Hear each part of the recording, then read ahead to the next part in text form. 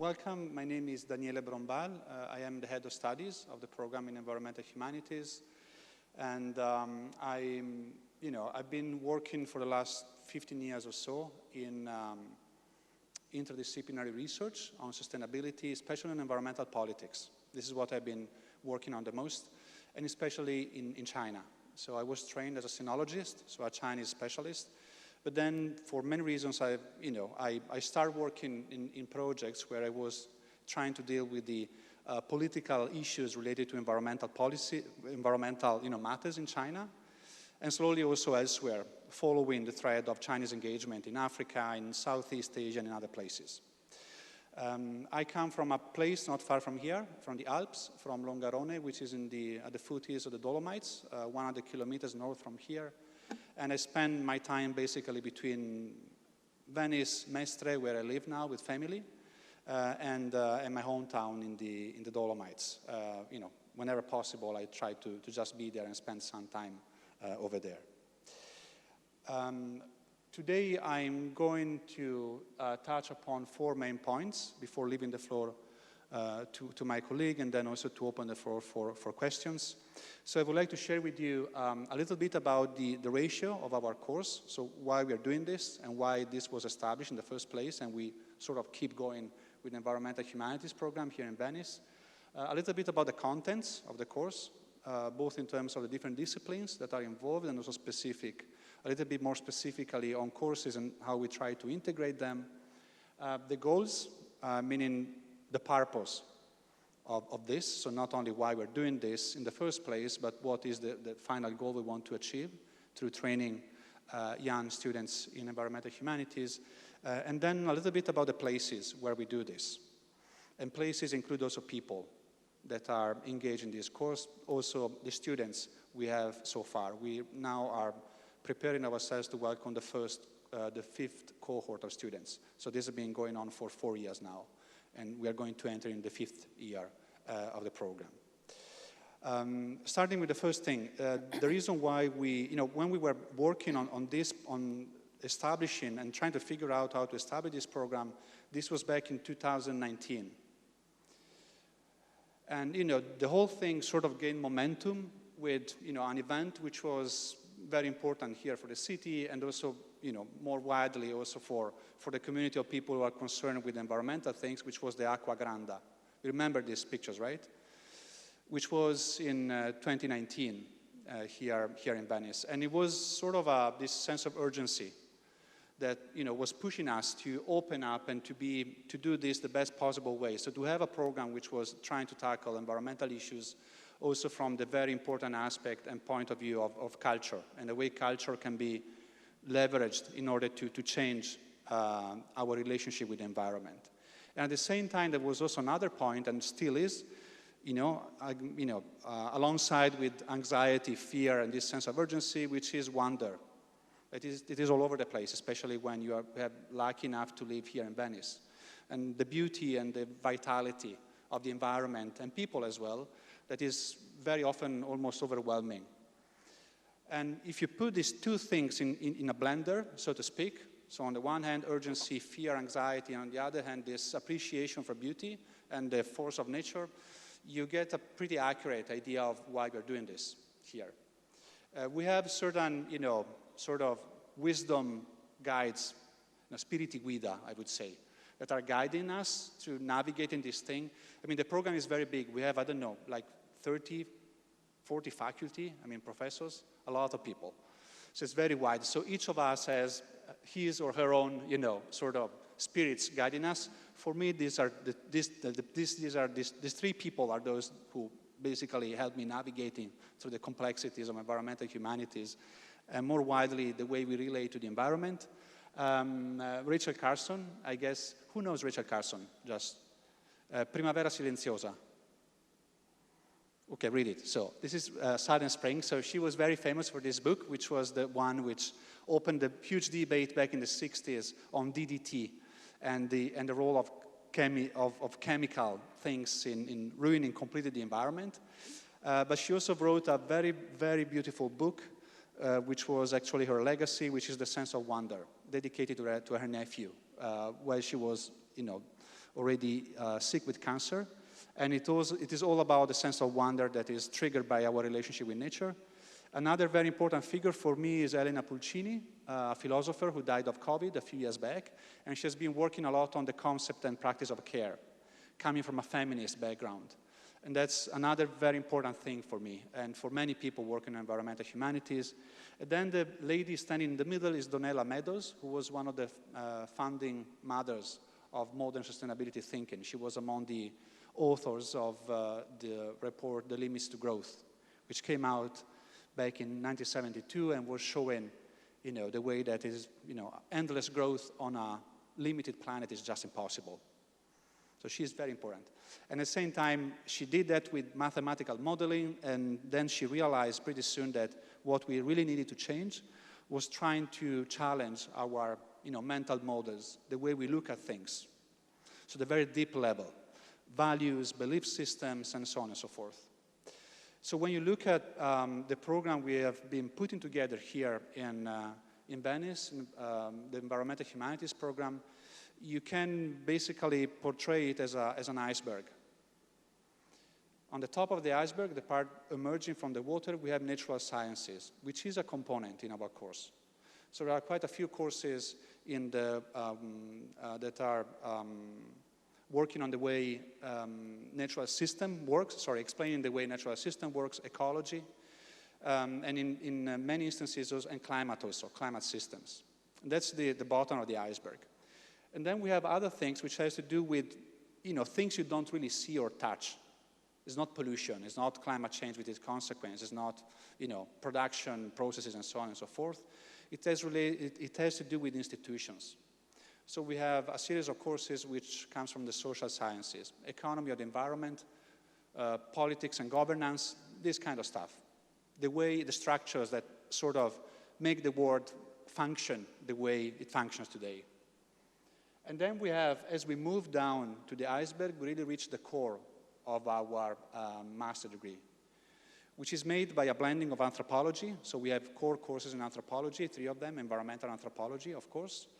And then all courses that has to do with the cultural dimension related to the environment, both in terms of literature studies, which elsewhere is actually the core of environmental humanities, arts, we have been now including 2 new courses in arts and 1 in cinema, philosophy as well, religious implications or dynamics related to the relation with the environment. So all the things that work very deep down in a very profound way, in the way human beings relate to everything which is surrounding us, including the environment, of course. The whole point of this thing is that the deeper you go, the highest, the more powerful is the leverage of those things down there to generate change. So that's why we focus on the bottom part of the iceberg. We think that is really, besides technology, which of course is important, besides, natural sciences, there is one part which we really need to explore and trying to, to enable, which has to do with the deepest part of the iceberg there. We do this integrating, blending different disciplines, of course. So interdisciplinary activities, and the whole architecture of the course is across disciplines. But we also engage other forms of knowledge and other communities in the activities of the course, so transdisciplinary. By other forms of knowledge, I don't mean necessarily a theoretical or abstract way of looking at indigenous knowledge, for example. We have that as well in the program, but also trying to incorporate the voices of communities living, especially in the lagoon. And so we start having activities more and more that integrate also activists, for example, or people, or other stakeholders or actors living in the lagoon that are contributing. For example, we're just talking with one of the fellow prospective students here before in trying to preserve certain areas of the lagoon, working in conservation and so on and so forth. And also we incorporate prospects and perspective from non-Western realities. China, India, the Persian world, and so on and so forth. So we try to integrate that as well, to avoid being too much Eurocentric, of course. The whole debate is pretty much Eurocentric. So we have to try and avoid that. This is in terms of the different themes we have. There is another thing which I would like to share with you, because you can see these different themes, but the whole thing and the whole process we have been putting together can also be seen as going from a phase in which you observe basically these different realities, natural sciences, and also things that has to do with social sciences and culture as well. But then the whole point here is to try then to promote a very deep reflection on the way we basically interact with the environment, so that you can then try to create possibilities for change. This is very abstract, but this is what I meant, basically. So when we have to look at the goals and what are called also, how they are called, I think is obiettivi formativi, right? So, yeah, that's the way they are called, right? Yeah. Of the course, one of the things is try to promote a transition of both knowledge and also practical skills from a very egocentric way of looking at our relationship with the environment, which is very much self-centered on human needs, towards a more ecological, more relational prospect, which is transitioning from, in that direction, basically. So things that resonate with the idea of having a more democratic relationship with the environment and among ourselves, of course, compassionate, regenerative as well, so human beings trying to work not only to mitigate a little bit the harm we do to nature, but to help life to thrive on the planet, and so on and so forth. It's not really easy to do this, but this is the goal. So we're trying to move in that direction. So the entire program is trying to look at things in that way. When it comes to employment, we don't have very detailed data, because now we just start having the data about the first cohort who graduated, but we start having some information. Not necessarily representative, but we have information about different alumni that went out of the program and are now working already. And so it's pretty consistent with the profile you find on the website also. So we have quite a few working in sustainability consultancy and management, working on cultural activities, also curating exhibitions, environmental communication as well, especially in environmental media. I was talking with a couple of them in these last few days. Environmental education as well, even though that's somehow in Italy at least is a little bit more tricky, because there is no clear definition of that still, especially in the high schools. And then we have also another two things that you don't find in the website, but they are happening already. So people that decided to go into research. So we have the first former students going into PhD programs abroad, all of them, at least the one we know about. And then there is one thing which is, it has an asterisk, because it's not necessarily giving you a salary, but activism is a big thing. So we have a lot of students, both in the program and outside of the program, which start playing quite an important role in also big environmental activism organizations, both here in the area of Venice and also elsewhere. And so this is also something which we think is very important in terms of the kind of community that we are trying to create and shape through the program. The places. So the course is happening in different places. Of course, most of the classes and most of the activities are held in Venice proper, in Dorsoduro, so in San Basilio. Who is coming from Venice already? Who is in the bachelor, the Triennale? Triennalisti di Venezia. Okay, so for those who don't, okay, this is the area not far from here, basically, there are the classes. And then we have also activities in the field. A few activities are being conducted in islands in the lagoon. So between La Certosa and Le Vignole, there has been the course in ecology. Students have been going there to do observations. We have a topical seminar, which is one of the courses for the first year, probably will be put on the second, but anyway, in Caroman Island, which is a wildlife sanctuary in the southern part of the lagoon, with site visit there, and then assignments which are done based on that. And then, other things that we are planning in other small islands in the lagoon, especially in the northern part of the lagoon, which in this map is the one you can see. Okay, so this is the Adriatic Sea, okay, on the bottom, and inside is the lagoon. All right, so in the right part of the lagoon as well, in Mazzorbetto and in another island, which I cannot mention right now, but we are also planning other activities over there.